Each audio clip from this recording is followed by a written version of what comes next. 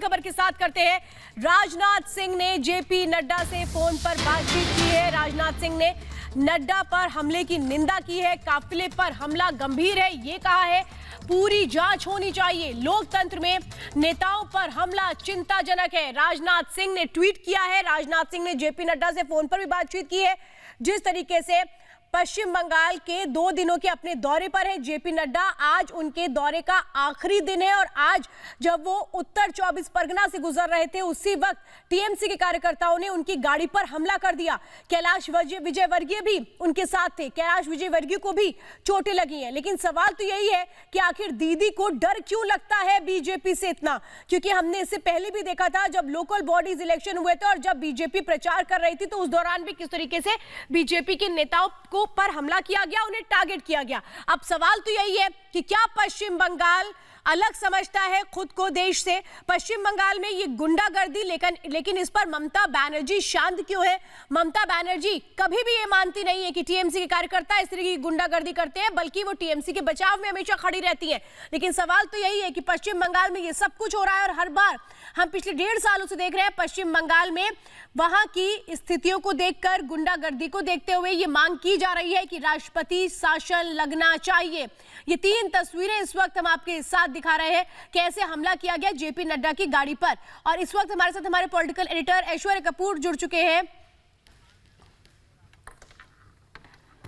ऐश्वर्य का भी रुख करेंगे। फिलहाल ये तस्वीरें इस वक्त आप देख रहे हैं, ये बताया जा रहा है कि भोपाल में अब विरोध शुरू हो चुका है और हमारे साथ इस वक्त ऐश्वर्य कपूर भी हमारे पॉलिटिकल एडिटर जुड़ चुके हैं। ऐश्वर्य, ये साफ तौर पे नजर आता है कि किस तरीके से पश्चिम बंगाल में ममता बनर्जी डरी हुई है, लेकिन डर के साथ साथ गुंडागर्दी शुरू की जा चुकी है और कभी मानने को तैयार नहीं है। कैसे देखें और समझें बात?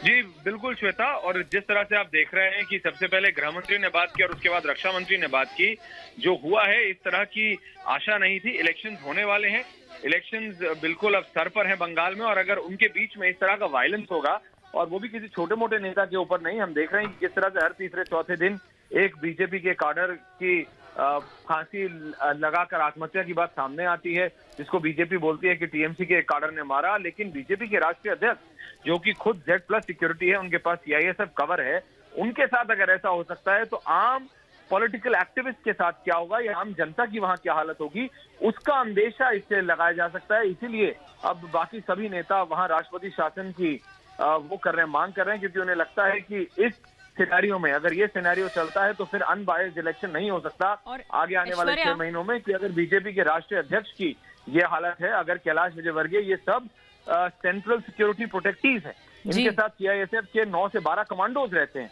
इनके साथ लोकल पुलिस का पूरा मतलब अमला रहता है, 15 से 16 गाड़ियों का कैवलकेड रहता है। ऐश्वर्या, ये जो नड्डा के काफिले पर हमला हुआ है, ये टीएमसी की बौखलाहट भी दर्शाता है कि आए दिन हमले होते रहते हैं बंगाल में और ये भिड़ंत होती रहती है, लेकिन ये ताजा हमला बीजेपी अध्यक्ष के काफिले पर हमला बौखलाहट दर्शाता है।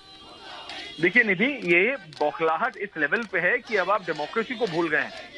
बौखलाहट टीएमसी और फिर ममता बनर्जी में इस लेवल तक आ गई है कि अब सिर्फ छोटे या फिर मिडिल रिंग लीडर्स तक नहीं, बीजेपी के राष्ट्रीय अध्यक्ष, में इसलिए ये बार बार बोल रहा हूँ कि वो सेंट्रल प्रोटेक्टी हैं, उनके साथ CISF का काडर रहता है, उनके साथ 15 से 16 कमांडोज, 15-16 गाड़ियां, और फिर रूट लगता है। ये इसलिए महत्वपूर्ण है कि अगर ऐसे बड़े नेता के साथ इस तरह की सिचुएशन क्रिएट हो सकती है, तो छोटे और मिडिल लेवल लीडर्स, जो आम पॉलिटिकल एक्टिविस्ट है, जो कि इलेक्शन में एक्टिवेट होता है, उसकी हालत क्या होगी, ये एक सोचने वाली बात है। लेकिन ऐश्वर्य, सवाल तो ये भी है कि अगर ममता बनर्जी को ऐसा लगता है कि उन्होंने पश्चिम बंगाल के लिए बहुत कुछ कर दिया है, तो फिर पश्चिम बंगाल में बीजेपी को रोकने की वो कोशिश क्यों करती हैं, क्यों हमला करती हैं? क्योंकि इसके पहले भी आपको याद होगा, जब जब पश्चिम बंगाल में चुनाव हुए और जब जब बीजेपी के बड़े नेता गए हैं, इसी तरीके से हमला करके उन्हें रोकने की कोशिश की जाती है। ऐश्वर्य, आपको हम यहाँ पर रोक रहे हैं। एक और बड़ी खबर इस वक्त आ रही है,